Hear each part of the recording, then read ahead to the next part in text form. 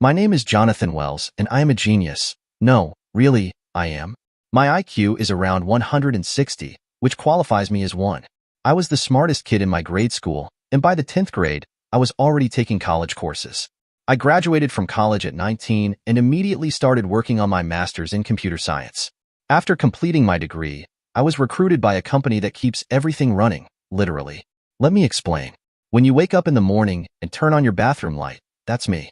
When you wash your face, I'm behind that too. When you stop for that overpriced $10 cup of coffee and swipe your credit card, yep, that's me again. In short, I make sure the bad guys don't mess with these everyday conveniences. I protect your information, keep the grid up, and ensure everything works smoothly. But all that studying and preparation came at a cost. My love life. I was a virgin until I was 20. My first time felt more like a science experiment than a passionate encounter. We both reached the finish line, called it a success, and never did it again. It wasn't until I received my first big bonus, along with a six-figure salary, that I decided to try my luck with dating. I bought a nice suit and a Mustang. Despite all that, my first 2 nights out were a total bust. Then, on my third attempt, I walked into a bar, took a seat, and ordered a whiskey straight. I hated the taste, but I planned to sip it slowly all night. I kept tipping the bartender to secure my spot. That's when a gorgeous blonde sat down next to me and asked if I'd buy her a drink. She did most of the talking while I listened, trying to keep my shyness under wraps. After an hour, she said she had to leave, but asked me to take her to dinner the following Saturday. I got her number and address. I was officially in the game. That Saturday, I showed up at her place with flowers. She thanked me, put them in water, and we headed to a high-end restaurant. She was obsessed with my car, asking a million questions about it. Dinner was romantic, and afterward, we drove around just passing the time. When I walked her to her door, she kissed me on the cheek. I was in heaven. We went out again the next week, and after 3 dates, she invited me in. That night, I got the full boyfriend experience. We took a break, then went for round 2. She called me a stud. I was officially on top of the world. For 6 months, things were great. Then one night, over a cold turkey sandwich, she told me she was pregnant. I was shocked, for reasons I'll explain later, but I asked her what she wanted to do. She said her religion didn't allow abortion, so she was having the baby. I told her I'd do the right thing and marry her if she wanted to. She did. 2 days later, we were on our way to Las Vegas, standing in the wee chapel of love. We celebrated our wedding at the MGM and then returned home. I moved Deborah out of her apartment and into my house, though, to be fair, calling it a house is an understatement. It was more of a mansion. 5 bedrooms, 6 bathrooms, a 4-car garage, a swimming pool, tennis courts, a hot tub, and a fully equipped gym in the basement. There was also a private theater with stadium seating for 30 people, also never used. Deborah was thrilled. She quit her job to prepare for the baby, and every day, I half expected to come home and find her in tears over a miscarriage. You see, we were supposedly exclusive while dating, but when she told me she was pregnant, she didn't know one critical fact. I'm sterile. I've been sterile for a long time. My mother was one of those people who refused childhood vaccinations, and as a result, I caught the measles. By the time I recovered, the damage had been done. I couldn't have children. I never told Deborah, and I never planned to. Having kids had always been a dream of mine. I was an only child. Both my parents were only children, and now they were gone. I had no family left. The day we found out she was having twins was the happiest day of my life. I never let on that I knew the truth. When the boys were born, they looked just like me. Black hair, blue eyes. They had their mother's nose, but otherwise, they could have passed as mine. I didn't care about biology. I loved them as my own. Then, 2 months after they were born, Deborah changed. It was like some kind of postpartum depression took hold of her. We went through 3 nannies. She was impossible to be around. And then, just as suddenly, she snapped out of it. She was happy again, laughing, playing with the boys. She started going out once or twice a week with her old girlfriends. I didn't mind. Our intimacy returned. We were together 3 or 4 times a week. I also started taking care of the boys a couple of nights a week, and I genuinely enjoyed it. Everything seemed fine. Then, one afternoon at lunch, one of Deborah's old friends approached my table.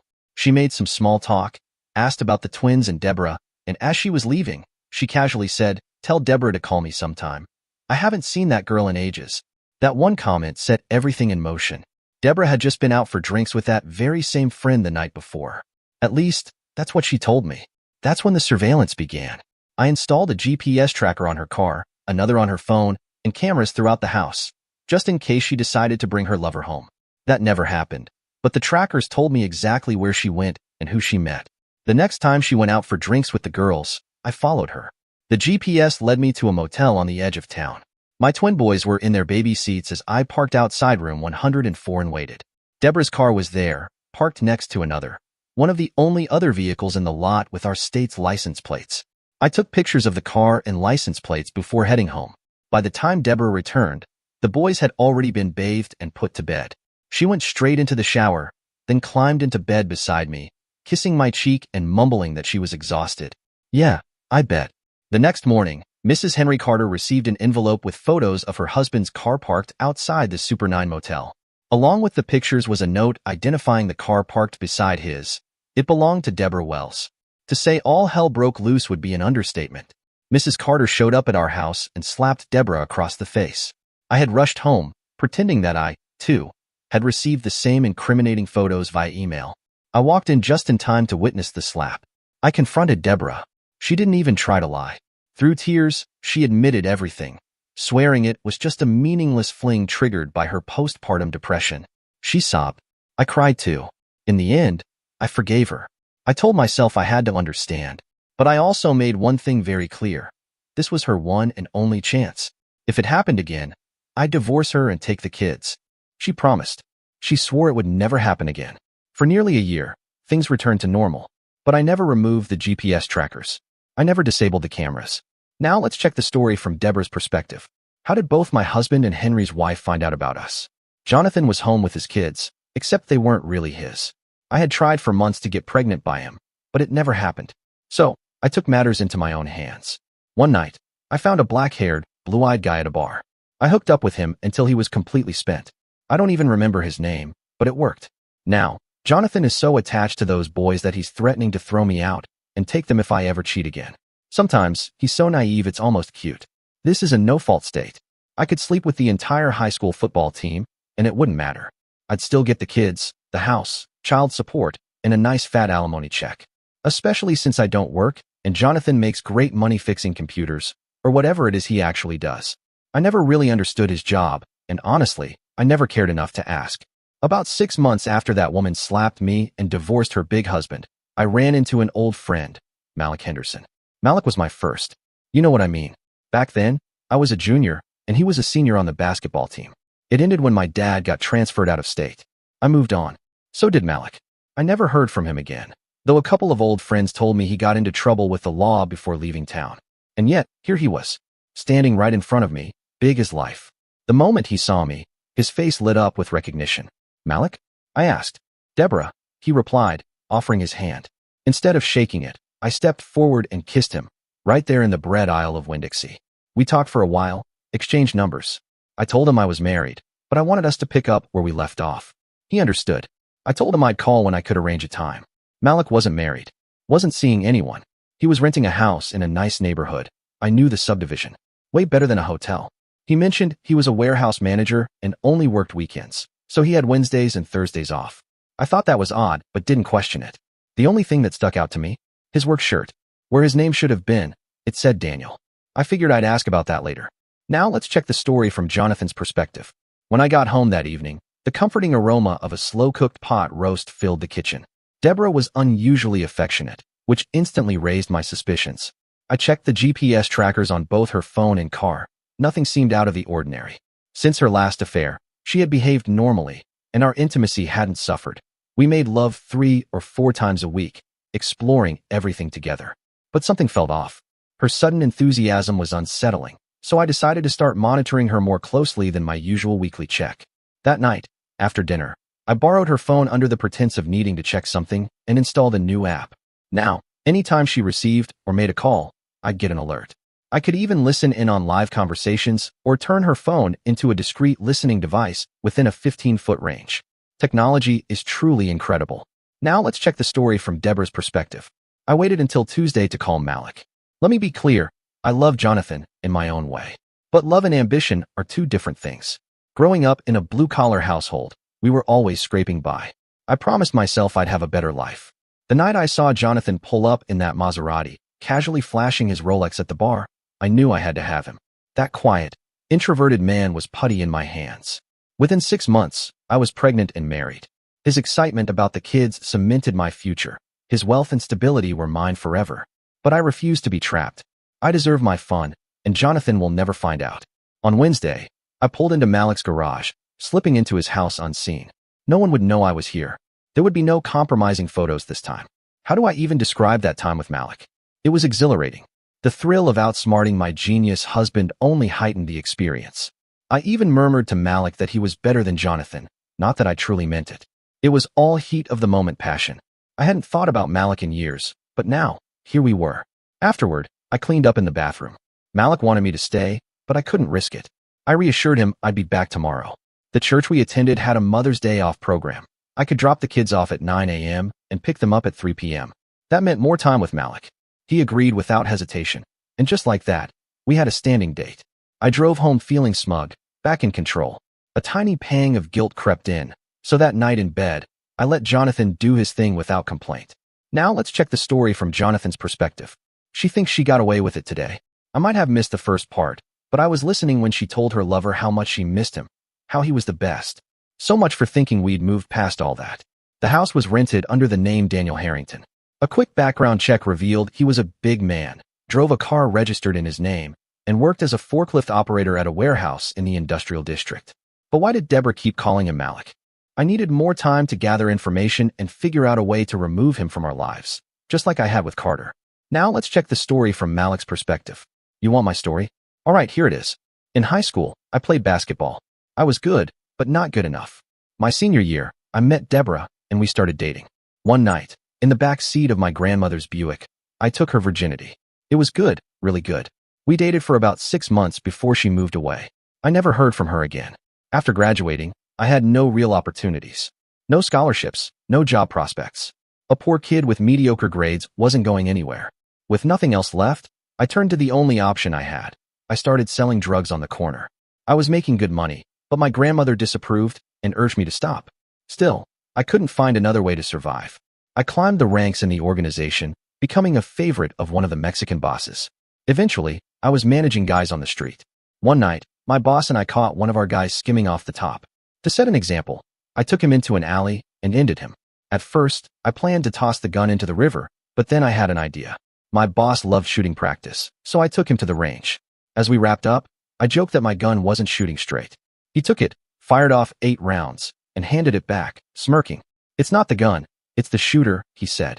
I played along, but inside, I was grinning, just in case I ever needed a way out. For almost 2 years, things were going well. I was moving up in the Sierra Madre cartel, running my own territory, and making Sierras money. Then, everything fell apart. One day, I picked up 10 kilos of narcotics at the border. On my way to deliver it, I got a flat tire. A cop stopped to help. I must have looked too nervous because before I knew it, he was opening my trunk. Suddenly, 5 more squad cars appeared. They were all feds. I was done. After I got booked, a lawyer showed up, telling me to keep quiet. He'd work out a deal. 2 days later, he came back with an offer, 25 years, out in 15, with good behavior. I agreed. But back in my cell, I had a better idea. I requested a meeting with the DEA agent who busted me. In a private room, away from other prisoners, I made them an offer they couldn't refuse. I told them about Jose Gomez, the guy who had personally taken out a street dealer, and I had the gun with his prints to prove it. In exchange for my testimony, I wanted witness protection and no jail time. They took the deal. I handed over the gun, and the ballistics matched. Jose was arrested, and I testified in court.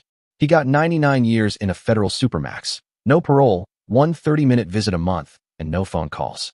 But here's the catch. Jose was the son of Don Diego, head of the Sierra Madre cartel.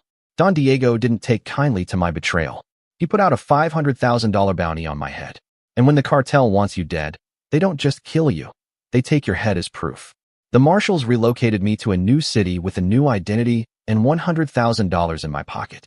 I rented an apartment, got a warehouse job, and learned to drive a forklift. For 2 years, I kept my head down. Then, one day at work, a truck driver called me by my real name. My stomach dropped. I turned to see an old high school buddy. We shook hands, and he told me how he'd moved here with his wife. He wanted to catch up. That night, I called my contact in the marshal's service. By morning, I was gone again. I spent 2 nights in a cheap motel memorizing my new identity. Then, I started job hunting. Forklift work was easy to find, and soon, I was settling into my new life. That's when I ran into Deborah. I hadn't thought about her in years, but when we talked, I realized she had just as much to lose as I did. Maybe her husband wouldn't cut off her head, but she wasn't about to risk her cushy lifestyle. If we were careful, we could keep things going. She'd enjoy me, I'd enjoy her, and nobody would be the wiser. A win-win. The first time was quick. She had to get home, but she promised to come back the next day with more time. Now let's check the story from Deborah's perspective. I dropped the twins off at church and sped over to Malik's. I had until 2:30, and I planned to use every second of it. When I pulled into the garage, the door was already open. No one could see my car. I was hidden, and I had 5 uninterrupted hours with him. Pure bliss. I set my phone on his bedside table, just in case Jonathan or the kids needed me. I wasn't expecting any calls, but you can never be too careful. Now let's check the story from Jonathan's perspective. I heard everything. Her begging him not to stop, telling him to go harder. The way she moaned about how he touched her in ways I never could. And then she screamed it. Malik Henderson, you're the best I've ever had. Malik Henderson. I had a name. I pulled up Daniel Harrington's driver's license. Same face, different name. Was Harrington a roommate? No. His ID and registration matched. Something wasn't adding up. I needed to dig deeper. And when I did, I hit the jackpot. Malik Henderson was in the Federal Witness Protection Program. And according to the dark web, the Sierra Madre cartel had a price on his head. $500,000. And when those cartel guys come for you, they don't play around. I bet they'll cut me a deal. I was sitting at the kitchen table when Deborah walked in. Normally, I didn't get home until around 5, so she was surprised to see me. Now let's check the story from Deborah's perspective. Jonathan is home early. Something must be wrong at work. I suspect he's in a bad mood. Maybe if I let him have me again tonight, it'll make things better. I rush into the house, but Jonathan doesn't greet me with a kiss. Instead, he helps me settle the boys in their large playpen in front of the television. I head into the kitchen to start dinner, but before I can begin, Jonathan tells me to sit down. Now I'm worried. I got a phone call today. From your phone, he says. My phone? I reply, confused. Listen, he says, pressing play on his phone. The moment I hear the recording, my heart nearly stops. Harder. God, yes, right there. Don't stop. I lunge forward and stop the recording. My mind races as I try to come up with an explanation. I must have accidentally hit speed dial when I set my phone on the table by the bed. Jonathan watches me carefully. Do you remember what I told you would happen if I ever caught you cheating again? I look at him. This is the same introverted, unsure man I manipulated into marrying me. The shy, almost beta male. Time to take a different approach. Jonathan, stop. Just stop. You're not going to divorce me. You'd lose big time. This is a no-fault state. Adultery won't make a difference. The boys and I would get the house. You'd be stuck paying all our expenses, child support, alimony, and since I don't work, the alimony would be substantial. Hell, I could even move Malik in here to help me raise your kids, and there wouldn't be a thing you could do about it. So think carefully before you make the biggest mistake of your life. Who is Malik? He asks. My old high school boyfriend. My first. I ran into him at the grocery store last week, and yesterday was the first time we got together. I pause, then add reassuringly, look, Jonathan, I didn't come home and give you sloppy seconds. Believe me, this fascination with his size will pass. He's a selfish lover. In 2 or 3 months, I'll be done with him, and we can go back to raising our kids together. Like it should be. Not you seeing them once a month while living in some apartment somewhere. Jonathan takes a breath. All right, but if we do this, I need you to promise me a few things. And I'm trusting you to keep your word. Like what? I ask. First, you won't fall in love with this guy and leave me for him. I laugh. That's not happening. I promise.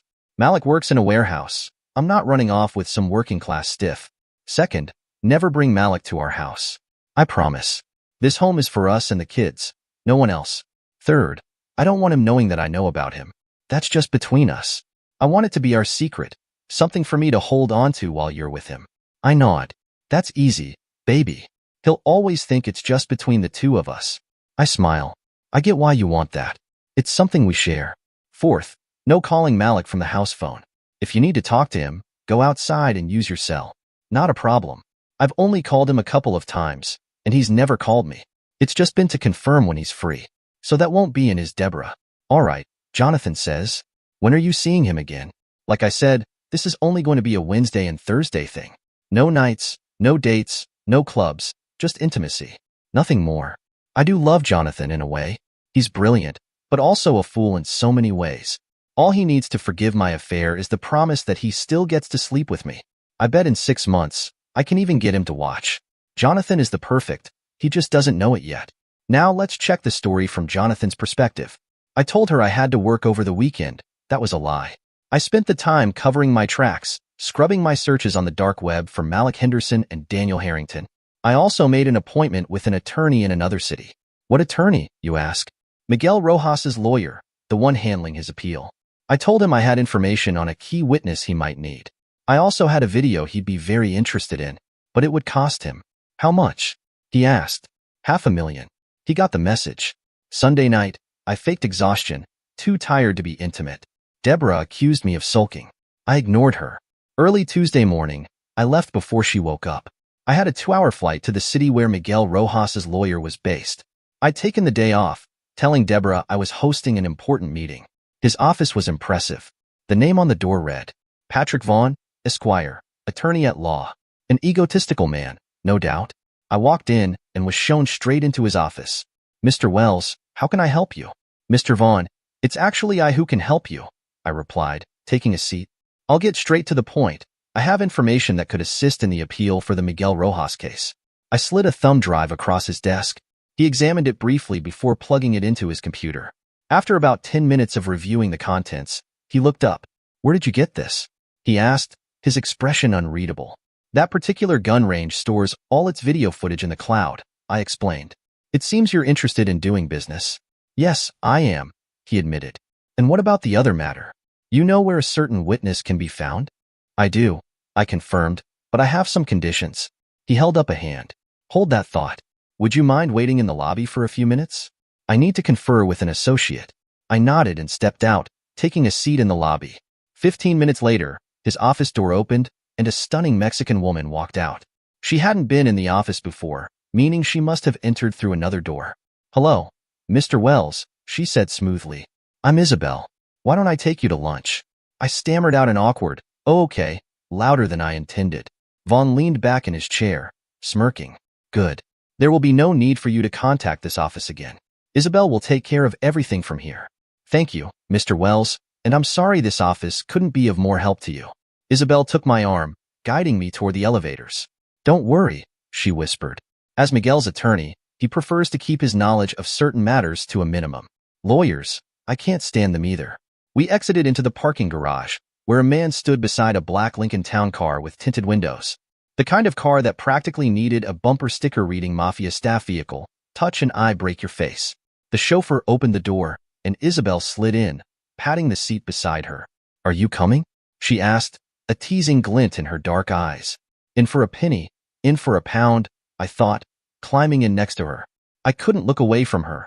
Long black hair cascading to the middle of her back, deep, almost black eyes, and a confidence that made her presence magnetic.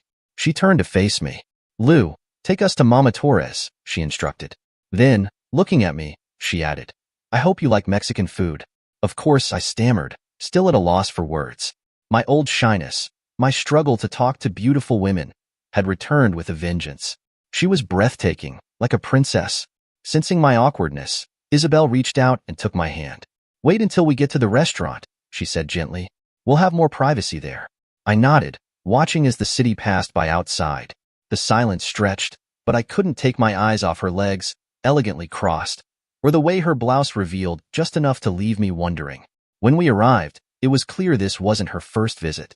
We were greeted like royalty and led to a private dining area. As the door shut behind us, I noticed a waiter discreetly switching on a jamming device near a credenza, ensuring our conversation would remain unheard. I smirked. Things were about to get interesting. Now, Jonathan, Isabel said, leaning in slightly. Let's talk. Do you know where Malik Henderson is? Yes, I replied simply. We have a $500,000 reward for his whereabouts. Give me his location, and I'll arrange payment. I'm not interested in money, I said. The thumb drive is free. I stumbled across it while researching Malik. A good trial attorney or the feds could have found it 2 years ago and avoided this mess. Isabel smiled knowingly. The feds wanted to convict Miguel. They never managed to get proof of a drug charge. So when Malik came forward with his so-called evidence, they jumped on it without investigating further. Well, I hope that helps, I said. But about the money for the location of this rat, I need something else. Isabel leaned forward slightly, Her dark eyes locked onto mine. Just tell me. I can make a lot of things happen. What do you want? Before I could answer, the waiter arrived with our meal. An incredible spread of enchiladas, fajitas, refried beans, guacamole, tacos, and warm tortillas. 2 bottles of Dos Equis were placed on the table. Let's eat while you tell me, she suggested. Over what was undoubtedly the best Mexican food I had ever eaten, I poured out my life story. I started at the very beginning, my birth, and went all the way up to my wife wanting me to agree to her affair with Malik. When I reached the part about knowing the twins weren't mine due to my sterility, she smiled. That's not funny, I snapped. She quickly apologized. I wasn't laughing at you. I understand that pain. Wanting a family and not being able to have one. She then shared her own story, how, at 15, doctors discovered cysts on her ovaries. They had to be removed, leaving her unable to have children.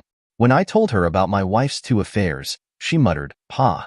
As I neared the part one was dreading, I hesitated before finally saying, "When you take Malik, take her too. If you do that for me, we'll consider ourselves even." Isabel studied me carefully. Are you sure? What about the kids? My boys aren't even 3 years old. They won't remember her. I'll hire a live-in nanny to help raise them. In a month, they'll forget all about their lying, cheating mother.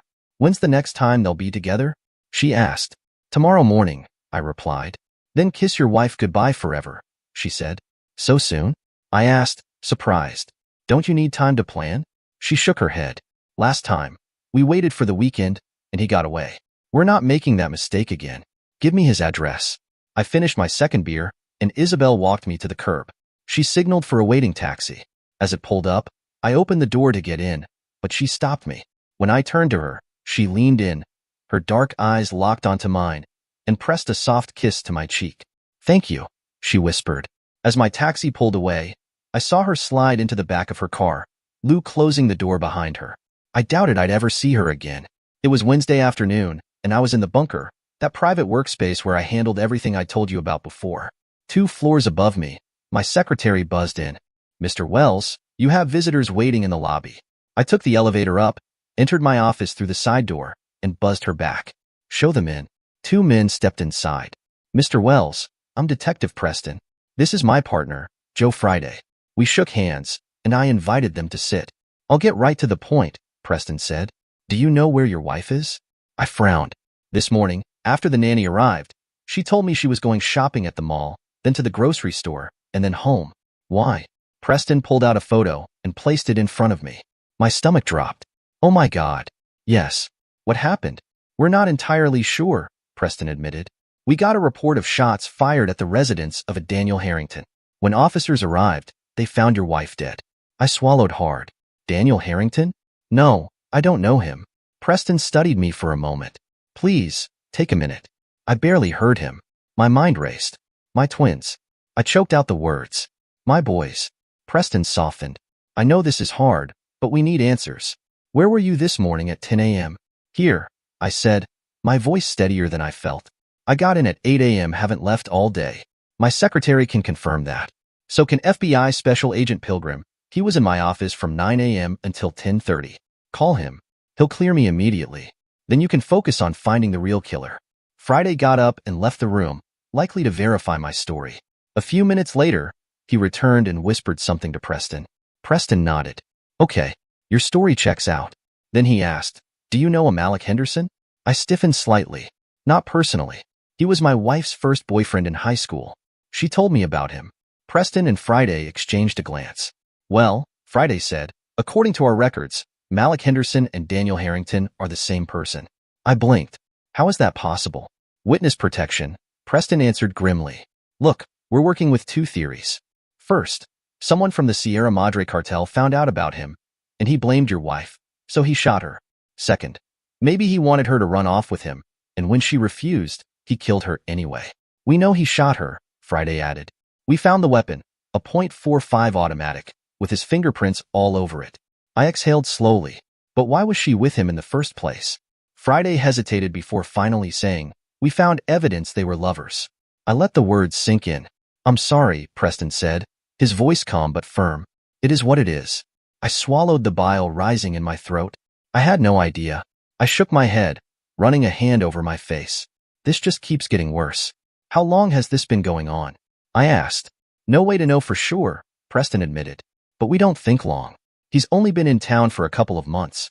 That's why we initially considered you a suspect. But the deeper we dig, the more it looks like this had everything to do with his past, and nothing to do with a jealous husband. I leaned back in my chair, staring at the ceiling. Malik was dead. My wife was dead. I thought I'd feel something. Relief, satisfaction, justice. But all I felt was empty. I'm sorry for your loss, and we'll keep you updated on the investigation. I'm sure you want justice for your wife. I do, I replied. But please don't involve me or my boys. Those cartel people are ruthless. I mean, they found someone even in witness protection. If you cross them, they always get their pound of flesh. I promise not to involve you, he assured me. And again, I'm sorry for your loss. They walked out, and the only other time I heard from them was when the coroner called to tell me I could pick up her body. I arranged for her cremation and took her ashes to the beach. Wading into the water, I let out a bitter laugh. You lying, cheating woman. I know how much you hated the beach, so I'm going to let you stay here forever. With that, I scattered her ashes into a rolling wave. As I walked back to my car, I couldn't help but laugh. I had taken 2 weeks off work, not to grieve, but to spend time with my boys. One afternoon, I heard a car pull up. Curious, I went to the window. A sleek black Lincoln Town car was parked outside. What now? The doorbell rang, and when I opened it, I found Isabel standing there, with Louis behind her, carrying 2 suitcases. I hear you're looking for a live-in nanny, she said. Cancel the ad. You just found one. I stood there, speechless. Don't just stand there, she added with a smirk. Go help Louis with my other bags. Still in shock, I followed Louis to the car, where we grabbed 4 more suitcases. After shaking his hand, I shut the door behind us and turned to find Isabel in the den, playing with the twins. They were rolling on the floor, laughing, wrestling, tugging at her long hair. Have these boys eaten lunch yet? She asked. No, I admitted. Well, take over, and I'll find them something. And just like that, my life with Isabel began. That first night, she moved into my bedroom.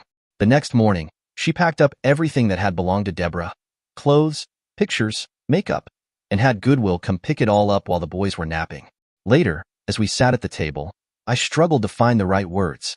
Go on, Jonathan, she said. Let's get this over with. Ask me whatever you want to know. How? Was all I could manage. Fair question, she said with a nod. By the time your wife arrived that morning, Malik was already in Mexico. We snatched him the night before, just as he got home from his shift at the warehouse. We made sure his prints were on the gun before he left. When Deborah showed up around 9:30, I was the only one there. I told her you had decided not to accept her deal and that I'd be raising her kids for her. I reassured her not to worry. I'd take good care of them. And you. Then, I put 3 rounds in her chest. She went quickly. Oh, and before that, I made sure to tell her that you could have me anytime you wanted, and that you would never have to worry about me giving you sloppy seconds. I couldn't help but grin at that. But still, this woman had pulled the trigger. Do you know where the investigation stands now? I asked. And what about Miguel?